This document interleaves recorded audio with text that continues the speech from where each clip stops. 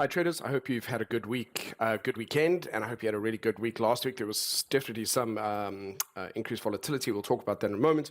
All I'm just going to do here to kick off with the fundamental concerns for this week is just a quick repeat. We still have the same general ongoing concerns, which is inflation as a result of an increase in demand, sort of compounded a little bit by supply chain issues. I don't really see any immediate danger right now of the SNB intervening with the Swiss franc at this point in time, but it's not going to go away, and so we'll have to see what happens about that, but it's certainly not at DEFCON 5. General global market bubble, and I keep meaning to get rid of that apostrophe. Yes, we might see some of that actually starting to come off a bit, starting to play out this week.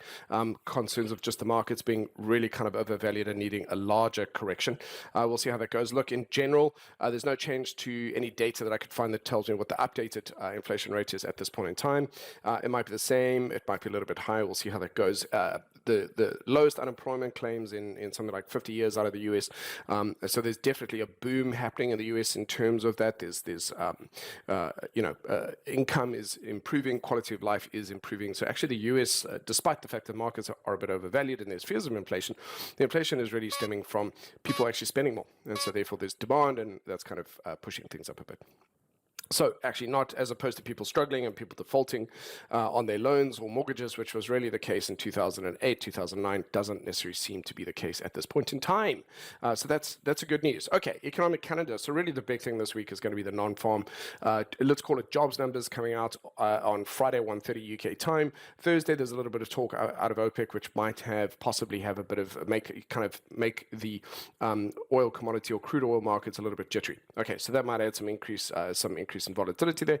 The rest of the stuff here, I'm not too worried here. If I'm going to have positions open on intraday, of course, I'll be paying attention to those pairs if I'm exposed to those. And then, of course, I'll even look at medium impact news. But for now, that's kind of really it. Now, the other thing that I had said that I would do before and I hadn't quite done was kind of look at why PayPal as a particular equity had been like tanking, hugely, just really, really big sell-off on that. And I kind of looked around, did actually as much digging, I did quite a bit of digging, and failed, in my opinion, to find something that explained to me in a satisfactory manner why that had sold off so aggressively. Now, if anyone who's watching this has some information that I can't find, please add it into the comment section. I'd love to see it. But basically, so some of this originally being that that the market apparently wasn't happy with that the expectation versus what actually ultimately came out in terms of the sales and profit outlook was not as optimistic as the market's expectations, and that therefore caused the market to just tank. So that doesn't really, to me, satisfy. We've got a really strong market overall. The markets most of the time are shrugging off bad news. That is not tragic news. That means it did well, but it just didn't do as well as the market expected. That, to me, is not a satisfactory explanation as to why it's been tanking for the last couple of months. Another article, of which I'll put the links to these so you can read them yourself. I'll put them up here at the top. They should be popping up on the screen. Or alternatively, I'll put them in the description of this particular video if I can't, if they're not, if YouTube won't allow me to kind of add those links up there. So PayPal, and this was another description here talking about all the deals that have been going through cryptocurrency trading service. This is, to me, is a big thing. PayPal announced crypto on Venmo. Then, of course, there was a really good deal going through with Amazon as well as as a payment option. And there's a whole lot of really, really good news here. And so this, to me, is not really the kind of news that comes around a company that is underperforming or failing in any way. So again, to me, I have not found the root cause of whatever the rot is inside PayPal that is causing it to tank. Anyway, just wanted to let you know that I had said I would look it up, and I can't really find it at this time. So I think let's go to the charts and let's see how the markets reacted this week. Okay, so quick look at the VIX. Now, things are getting interesting. Okay, so first of all, we had just obviously huge volatility, a big spike on Friday. There were big moves across the markets. Currently, the accepted explanation is being a response to a new COVID variant. Whatever the reason, in my opinion, obviously the market was overvalued and due for a correction. So whatever triggers it. But let's just go with whatever people say. So here we go. We've got a really interesting gap up and a solid bullish candle over here, which actually boosted us right over 25, almost up towards 30. So in fact, that would put us at the highest we've been at since May this year. And so we could have a bounce. We could have a bounce back to that. However, I think with everything else that's going on, this could be the beginning of perhaps a larger spike. But that's a big Perhaps. All right, so we'll just play it as it lies. We'll just deal with this week as it comes, or at least I will do that. There has to be a bit of a breather. I don't expect this volatility to maintain this week. I think it's had a big move. The market, I think, is going to be very tired. I think likely Monday might not do anything. Therefore, if Monday does, then yes, we're at the potentially the beginning of something big. So, okay, so let's have a look at the dollar index. So dollar index last week moved on, kind of slowed down at 96.50, then actually went on and in its mind actually tapped 97. It was definitely overdue for a pullback, no doubt about it. Had a nice pullback, it has come back to 96 now. So it's back at another level here. It's actually in this area where it could go a little bit lower, finish up as a nice little bullish candle, let's call it Monday or Tuesday, and then perhaps continue up to 97. That would be within this kind of price action that would make sense. And actually a quick side note, I want to just show you that I've now added a 4-hour, you'll see now there's now a 4-hour chart at the bottom here, so that I could talk a little bit about, for those of you who follow me who want intraday kind of a little bit more detail, the 4-hour has been added here. So for the rest of you, give me some feedback if you think that this chart actually adds a distraction. If it's not helping, let me know and I'll separate it into a different video. But for now, this is going to be something I talk about to get a little bit more of a detail on the intraday stuff. So this is what makes the most sense. I am also noting the weekly. Had a good run up. It's a rejection candle, a bit of a gravestone doji forming there. A break lower would be welcomed back down to 94.50, 94. So taking everything into account, all of this, that first route of producing a bit of a bullish candle here, failing to break the low here, would be plan A. However, I think that we might be about to see a bit of a deeper correction. So let me make my case for that. Let's go to the majors. Let's have a look at euro dollar. So euro dollar was really very much overextended to the downside, bounced off 1.12, and has actually pulled back into these moving averages. So again, taking everything into sort of account, a nice little bearish setup here Monday or Tuesday and a continuation to the downside. Leaning in towards the dollar strength actually makes the most sense. However, their weekly candle is relatively bullish. It's not just that. Actually, something really interesting happened with the euro on Friday, and actually the euro is the biggest, going to be the one pair that can really push back against the US dollar. So this is why I think that there is a good possibility that we might actually see a bigger move than just a normal correction. So let's have a look at the other euro crosses I've got here. Let's have a look at euro Aussie. You'll see euro Aussie had a really big, strong day, a big push on Friday. Let's look at euro CAD. Euro CAD had a really massive bullish shift in momentum, favoring the euro at that time. So that's just 3 of the euro charts at this point in time. All 3 of those, including euro dollar itself. So euro Aussie, we just were saying that. Euro Swissy, let's have a look at that. Euro Swissy didn't really go anywhere, but a lot of the euro crosses actually show a solid day, which means that euro in isolation, very bullish, and therefore I think that there is actually now a real possibility that this week might actually be a little bit more about the euro than about, and of course we know the euro is weak and maybe overdue for a nice healthy correction. Therefore, this coming week might show a little bit of that. We'll have to see. So taking that into account and the weekly bullish candle here, I'm kind of leaning towards the possibility of a bigger move up, certainly to 1.14, perhaps even further up to 1.525 as a genuine possibility. Okay, so let's have a look at sterling. Sterling, of course, having broken through these lows, a little bit of a bullish candle here. Here's a good example of what I'm talking about. On the 4-hour, we've kind of really broken that kind of bearish move to the downside. We've produced a really nice bullish candle here. What it's really trying to do now is break and close above this level. If it does that, it's shifting into a bullish mode where it's likely to then start to move back up to the upside, and therefore I'd be looking this week, I'd be looking for buys to the upside. I need a bit more evidence in this, but that's what I'm going to be looking for there. Just have a look back at the euro. Euro's also broken that general trend, so this chart doesn't need anything else other than price action and support and resistance levels, because in terms of the analysis we're doing now. All right, so what it's showing here is there's now definitely a higher low and a shift to the upside. We do need to take a bit of a breather and then potentially a continuation to the upside, but it's now more bullish than bearish. Having a look at Aussie dollar, US dollar, okay, we broke heavily down to the downside. We are back at these old lows here. So even a bounce back from this could be the case. So if the euro pushes back on the US dollar and the US dollar gets pushed back, we could see the Aussie dollar start to climb a little bit here. That is still in a very much actually in a bearish kind of mode on the Aussie dollar here, and a very much a bearish engulfing candle here. So interesting to me, Aussie dollar, US dollar looks more likely to continue this coming week to the downside after maybe some normal natural retracements or pullbacks on the lower timeframes. Kiwi dollar is going to be in a similar boat to that. Big bearish candle.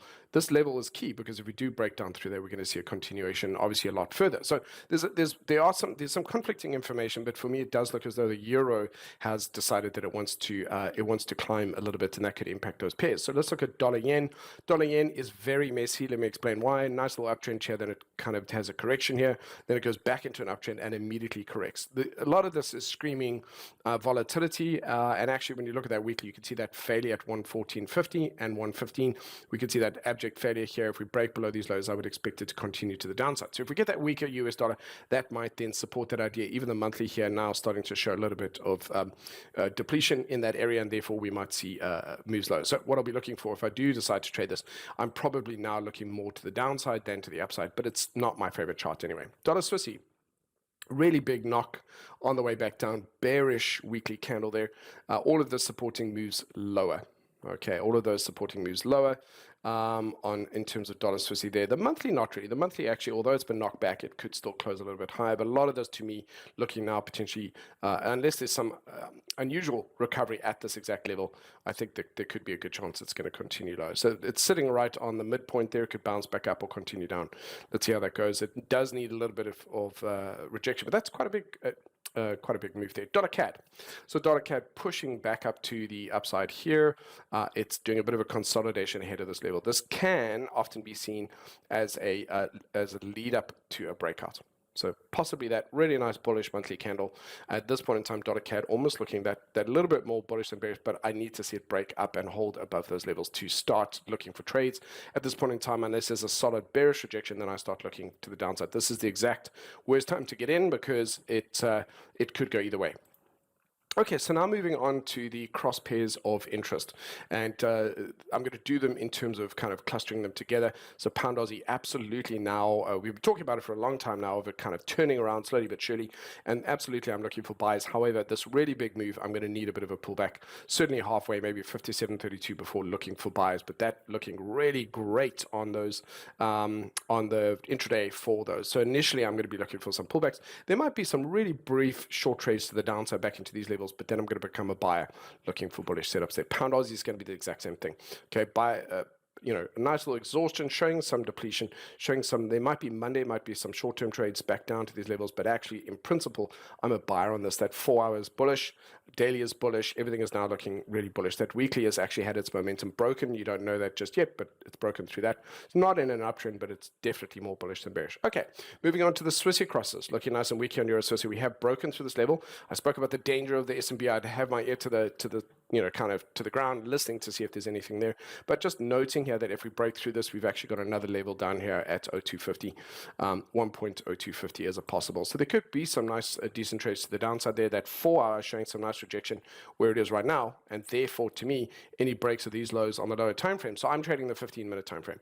But any breaks of these would be potential entry points. Breaks and retest of that on the 15-minute time frame would be quite attractive. Aussie Swissy, also that big breakdown, very strong momentum push to the downside. It is a little bit overextended here, but certainly as it gets to this level, that's what I'm looking for. If we break that low this week, there could be some great moves to the downside. So I'm loving the look of that. Okay, on to CAD pairs. So EUROCAD having a really big shift in momentum to the upside, pushing and closing above these highs here, means that it's now at least considering the idea of continuing to the upside. So there might be some shallow pullbacks and continuation, but for me, I'm now more bullish than bearish. That weekly looking bullish engulfing candle, bullish candle here off this key level of the monthly. I'm going to be looking for continuations to the upside there. Pound CAD is going to be the same thing, confirmed uptrend on the daily, but there is a level here. I need to see it break past that monthly, producing a really nice bullish candle over there, and the 4 hour as well is just breaking above these levels. So again, looking for those longs on the upside. Now onto the last batch, which is the yen crosses, in no particular order. So don't worry about it. All the yen crosses have had big moves to the downside, looking nice and bearish, really nice, solid bearish rejection. That's like a fake out, sort of a breakout, break back in, and I'll be looking for continuation to the downside. But they had really big moves. So Monday is either going to see a consolidation before continuation, or perhaps a little bit of a pullback before this week continuing a little bit lower. So pound yen as well, continuation to the downside, really nice bearish moves. Again, same thing. Almost all the 4 hour charts look the same. I'm going to see some pullbacks into these key levels here, and then looking for continuations to the downside. Euro yen is going to be the same thing. Euro yen has kind of an added difference. So there's a concern here. The daily here is finding some strong support at this level. I need a break and a solid close below that. So I want to see a solid close below this, around the 127, past below that 127.80 level. I need to see that happen before I look for continuations to the downside, because until that time, that's a strong level of support. Aussie yen, same thing. Breakdown, I'm looking for pullback. So all the 4 hours look almost identical. Kiwi yen also overextended, a little bit of a consolidation. I'm looking for pullbacks and then continuations to the downside. Okay, so now onto the precious metals, having a look at gold. Gold got knocked back quite a bit. There is actually sort of a higher-low series over here, and it did attempt to go a little bit higher, came back into this area, got knocked all the way back down. So, you know, this is a mixed one. So gold could indeed, I would say that if it does actually start to break and close below these lows on the 4 hour, we're likely to see it continue down to 1750. But we're not there yet. In fact, if we see an immediate recovery all the way back up here, and certainly once it's above 1830, I think we're then back into this sort of longer-term uptrend, or at least medium-term uptrend for now. So gold for me is a little bit of watch. As I said, if it's a break and a break below these lows on the 4 hour and a close below that, then I'll be looking for shorting opportunities. On the other hand, if it starts to break up above these highs, I'm going to start going long again. So just going to wait to see how that turns out. Silver as well starting to breach these lows. That is definitely now this uptrend is done. On the daily, and so now, well, I want to see if, well, actually that's not strictly speaking true. If we do get a bullish Monday candle off this level, then this level is still intact. But at this point in time, I'm still leaning that a little bit more bearish, especially taking that monthly candle, and we're only a couple of days away from it closing. This is leaning more like it wants to hit down towards 22. So just that little bit more on those metals as well. Copper, you can see, took a hit. Wasn't exclusive to gold and silver. We'll see how that goes. And so there, sort of that way, I'm leaning that little bit more to the downside than to the upside. And but yeah, of course, we'll see how it plays out. Some caution sort of when it comes to those. Okay, moving on to crude oils. So crude oils, I was looking at this as a potential bounce on that daily, and I did say there was that possibility we could have a deeper correction, which we've been overdue for a while. I would note, though, that although we had a break up, back up to this level, we've pulled back almost very close to these old lows here. So this is hinting at that possibility to come all the way back down towards these old lows means it's also not necessarily as strong as we think it is. And so, yes, I would expect I'm going to look for market to come back up into these levels and then looking for shorting opportunities to the downside. At this point in time, I'm now looking more to the downside if that's going to be the case. If it manages to recover back over 75 and close, then I go back into that bullish mode. But this is a very bearish move. It's not a sign of strength, neither here on Brent crude. So again, we're seeing a bit of a move there. It's back down at a weekly level. Can it recover? So that could be the case, could do that. Monthly is still in an uptrend, I might add. It is coming into key levels. But if it continues down, especially down towards these levels, it implies, and especially because the idea, simply the argument would be, well, if we're going to go back into big lockdowns around the world, the demand for, for oil and transport and so on and so forth is going to kind of die. And then therefore, that's kind of one of the reasons it's going to lose. But I mean, in addition to that, we also had Biden releasing some of the reserves out of the US, which has, been done in the past. It's not the first time, and in fact was actually done in order to relieve some of the gas prices pressures, and it looks like it may have played out.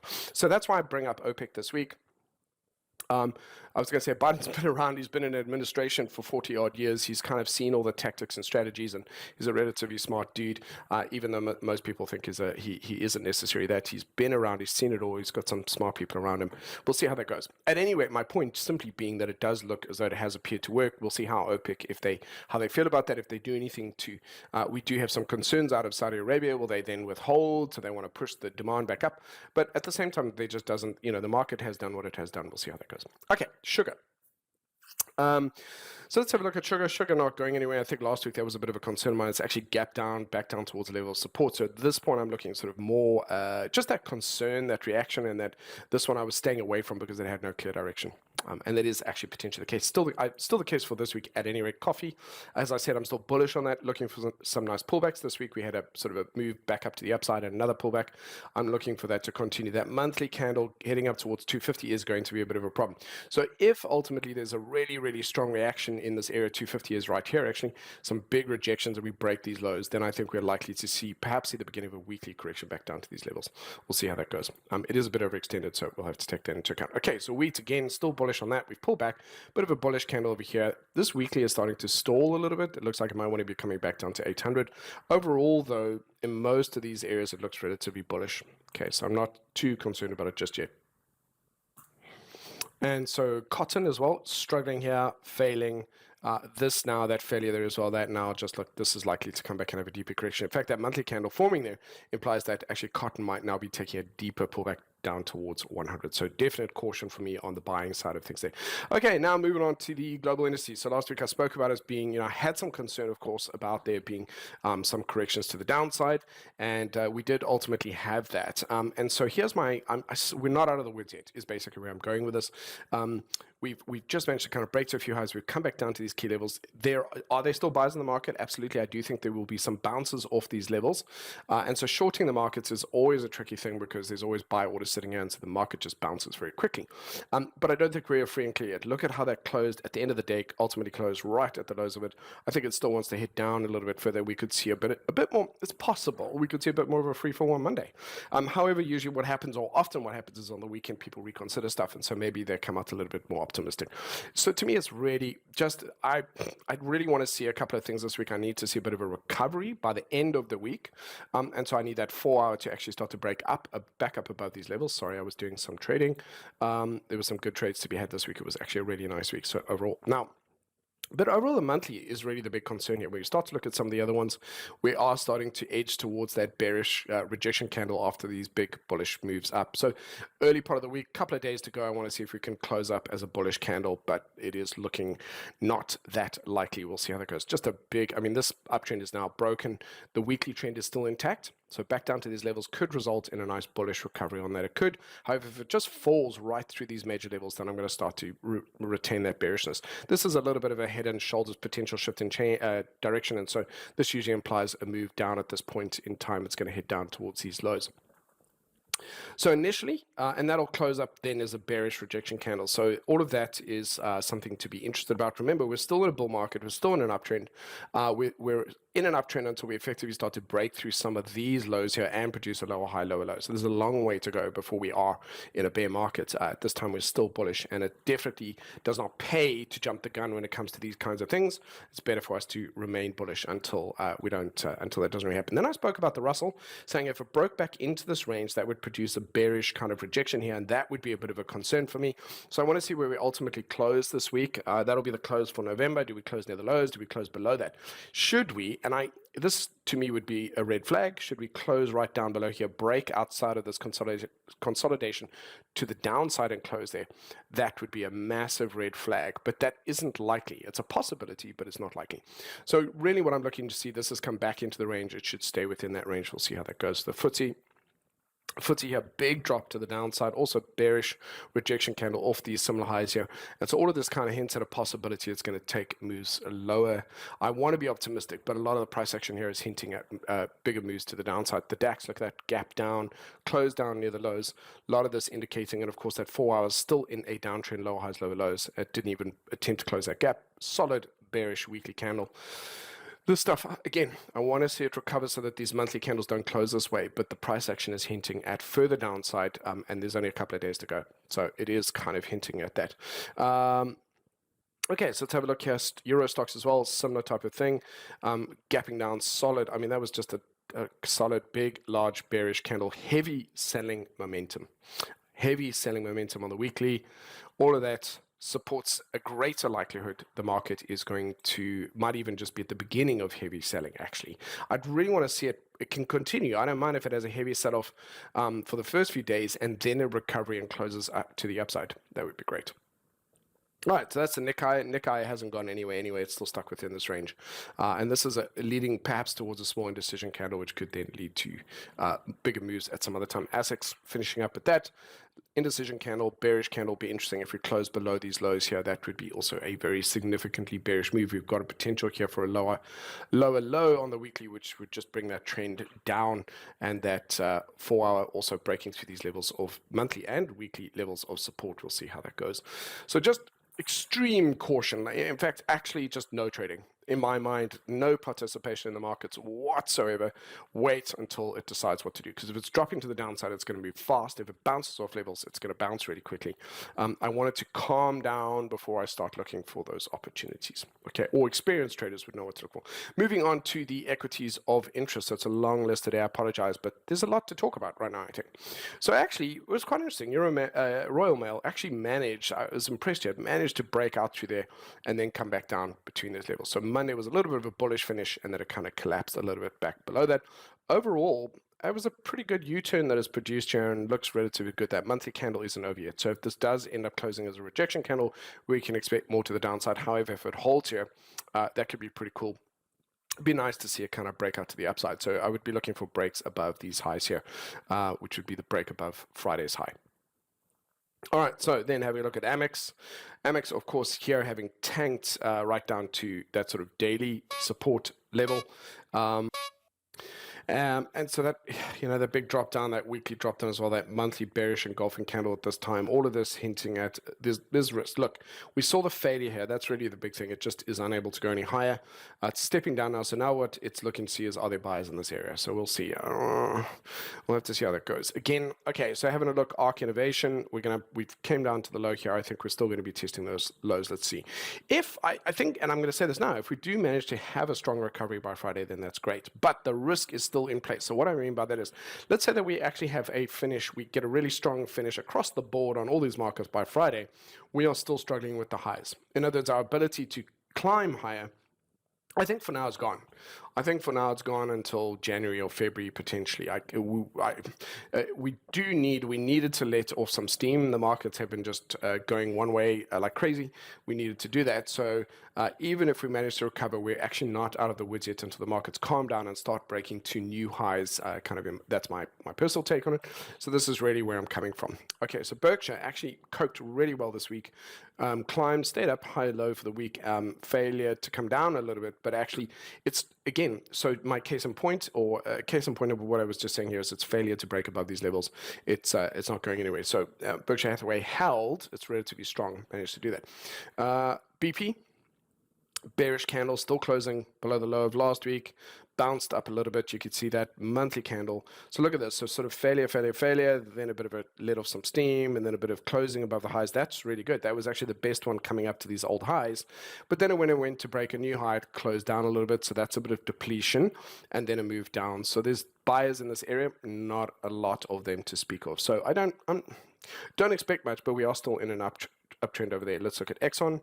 Same thing. Okay, you could just see a bit of depletion over here, people they're struggling in this area, and a close. But this one actually took it relatively well, so that weekly candle still managing to close up a little bit, although it was rejected from the highs. So we'll see. There's a nice little bit of a bullish candle here. It is a downtrend on the daily, so usually you wouldn't buy in a downtrend. So we'll have to see. I think I really, again, have to watch and see, because again, in these two's case, OPEC might have an impact on that. Coca-Cola, a drop and a close down near the lows. Heavy sell-off from this. It's rejected from here, so we know it's going back down towards these lows. That monthly is in quite a bit of danger. So there's a big sell-off, massive recovery, and immediately another big sell-off. All of this is generally the build up towards a bigger sell-off. So interesting to me. We could see Coke come down to 50, 45, down towards 40. Interesting. Just have to, a lot of caution here. Look at the weekly candles here on General Motors. Just kind of big failure. This is potentially the beginning of another move to the downside. So big failure here on the monthly. Again, it's one of those things where, yeah, they could recover, but everything they're doing this week has been building up. Don't forget, if you've been watching my analysis videos, this has been building up for at least the last 3 or 4 videos where the market has been trying and failing. And so this is hinting at if it can't keep, trying, eventually it just gives up and decides to, okay, well, let's go down to the lows and see what happens there. And so we could see that happening. Here's that bearish kind of candle setup. Actually, JP Morgan Chase handling that relatively well. That weekly not looking that strong, but it is at these old highs. So it's really only if it breaks the low that adds to the case. So this coming week is going to be crucial, because I think that, again, we could see a continuation of violent swings. And it's a question of, can it recover by the end of the week? If it just heavily sells off the first few days, we'll see. But the end of the week is really the key thing. Does it finish lower, or does it recover? That will give us, that'll tell me what's going to happen likely before Christmas. Bearish candle at the moment, that looks pretty weak and indecisive. We could see a break of the low of this Morgan Stanley, and then we'll see it head down. If that's the case, we'll see it head down towards 90, if that is going to be the case. Apple. So Apple, I spoke last week about doing an experiment. Would it break the lows or manage to get up? It actually did both. It actually climbed higher and then came all the way back down into these old highs here. So this, and that weekly candle you can see is a really bearish rejection. Same thing here. You see the bearish close to the downside. a shift and a pullback. So actually it makes sense that we could get something similar this coming week. But overall, kind of that being said, a lot of this looks pretty strong compared to quite a few. So this weekly candle in other situations would be followed by a move to the downside. Can Apple kind of push back past that and close higher? So I want to see how quickly that can recover. Nvidia, the same experiment. I spoke about that. We did actually have a bearish weekly candle, so we did close lower, which we didn't the week before. And you can see here on the 4 hourly, it's kind of attempted, failed, lower high already. So it's already potentially preparing to head a little bit lower. And this is all important because it will change this monthly candle. Can the monthly candle still close near the highs, or does it start to close lower? And if that's a really big drop, that is going to be quite a frightening look on these historically strong stocks, because it's going to show that there's a massive failure on the monthly time frame, which does not bode well. Okay, here we come to PayPal. So I spoke about PayPal. I still don't really buy that this one has been selling off so heavily in amongst all of these after a really good move to the upside, unless it has just simply, people have got bored of it. Maybe PayPal isn't sexy. Maybe it's all about Tesla. Maybe it's about Apple. People are just taking their money out, and then the slightest, well, if it isn't perfect news, then I'm done. Don't forget that the perception of the brand or the perception of the company can completely change its price. It isn't even about the company's actual balance sheet and its performance. It can be completely forgotten. And Tesla's a great example of that, Tesla. Meaning that most people didn't really even care about Tesla until it really started to move, and then suddenly everyone's on board. So you can be the belle of the ball sometimes. Tesla. Speaking of which, all right, so we had a similar thing here. We had a down week on Tesla, so we had a nice bullish recovery and then a kind of a collapse again, or a failure. That monthly candle continuing to still look a little bit indecisive. We need to see that. I need to see a recovery back up these highs to see that bullish candle to have my faith maintained. If we close lower this coming week, it is hinting at a bigger move down, as I said, back down towards these levels here. And again, there is a real possibility it can hit a little bit lower than that. Okay, Spider. Spider broke to the downside. We spoke about that actually, and that is a bearish monthly candle. That actually is hinting again at that targeting at 100. That's kind of looks where it wants to go. We'll see. Looking at the 4 hour, there's a little bit of support there, so I'd like to see that break above those highs and push it back above that line. But it's not looking super strong. Just see the progressive series of lower highs on the daily and lower lows on that. It's very much kind of heading down. Now, most people might refer to that as a bear flag, so meaning that once we break those highs, we then starting to trend upwards, and therefore that could be a good entry. And that is, of course, the case. On the weekly, we'd have to break above these highs, and that would be breaking that bearish momentum trend or the flow. Okay, so Vanguard finishing up with that. It's coming back down into these old highs. Okay, so no real surprise here, but that monthly candle, a bit of an exhaustion on a monthly candle there, not really necessarily being a great sign, in line with everybody else's. So will it fall right through this, then come back down towards these lows, or perhaps 390, if it can hold above that? So all of these, it's going to be a question of how do they finish the week. There's no point to me buying them is crazy, because buying at this point when they're still potentially about to start a really big fall is a possibility. Trading them short is also a bit of a crazy idea for me. Hugely cautious. I would just stay away from those, in my opinion. Okay, let's have a look at the bonds. So let's look at Treasuries. And actually, as we expected, and I think this is important to talk about, we saw a really bullish key level on the weekly here. So bullish on the 10-year T-note. So look at that. Look at everything else that happened in the market, and look how suddenly bonds, a lot of people have moved to bonds. So it makes sense that the money that left the markets, some of it has come into bonds. Okay, and that is also perhaps a clue as to what the coming week holds. Okay, because over the whole week, money moved away from those into these, and therefore there is that possibility. It was obviously just also on the Friday, but from the previous week as well, we had a bit of a bullish thing. So let's have a look at the Euro one as well, Euro bubble. Massive kind of big moves across that. Look at that monthly engulfing candle. That is a relatively significant thing, certainly as we get up towards 136. But this is not, when you see this, and again, if you've been watching the previous videos, you know where I'm going with this. I'm not going to bore you with it. Eurobund as well, bullish start on that. So there's no doubt we are seeing a shift, a movement in towards bonds, at least up until these old highs. It might just be a hedge in the run up to Christmas, the seasonal thing. Could be a seasonal thing. I'm absolutely open to that, but just saying it's happening. It's there. It's undeniable. Okay, Bitcoin. Now, this was interesting. So I spoke last time, I said, well, you'll know for sure that cryptos have arrived when, or perhaps if they are suddenly seen as, perhaps as a bit of an alternative or an additional safe haven kind of option. That's not the case. All right, and I pitched that idea because I'm curious to see, and that could still happen at some point in the future, but it's not there yet.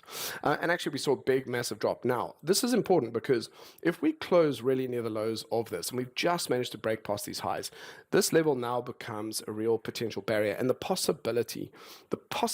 distinct possibility of Bitcoin taking another run down towards 40 or 30 is real. And for me, I like that. I'm okay with that because I don't think that cryptos are going anywhere. And I think it coming down to 30 represents some buying options. Okay, for me. Ethereum, bearish candle also forming here. So these are crucial. It's crucial this week how they close. Should they close lower, then there is likely further moves to the downside throughout December and possibly even January. And the market is going to be talking about it. It's going to add to the fear. It's going to fuel it. However, should they recover this week, we're not in the clear because the whole reason we had the fall now is because the markets are overvalued. So we're not out of the overvalued yet, but the markets will calm down a little bit, at least for a few more weeks, and then we'll see another correction down the line. What would actually do all of us really well is to see the markets just let off steam for a few months and then pick up 2022 and be all optimistic. NEO. Okay, so NEO also closing near those lows, not really going anywhere. Look at that, just sitting on that level. Can it hold above the level or head lower? That 4 hour also sitting on a level here. So NEO is going to try. It's going to try. Let's see how it does. Cardano as well, sitting on a bit of a level here. It's interesting because that is incredibly bearish. Look at that, really bearish, and that usually hints, but it's at a level. It is at a level, but based off this in isolation, I'd say it wants to push back down towards 1. But again, you can see the 4 hour is really trying to stay where it is. So it's a wait and see, in my opinion. Ripple, pushing down, managed to break through a low, push back up. Usually you'd see bullish divergence in this particular case. That's a bearish setup here. So cryptos are taking a hit just like everything else. And it could be a good thing. It could be for anyone who has been patient and is waiting. This could be leading up to really nice potential. And again, it could also be seasonal. You know, cryptos haven't been around that long, but we could see that perhaps there's a bit of seasonality coming into them here.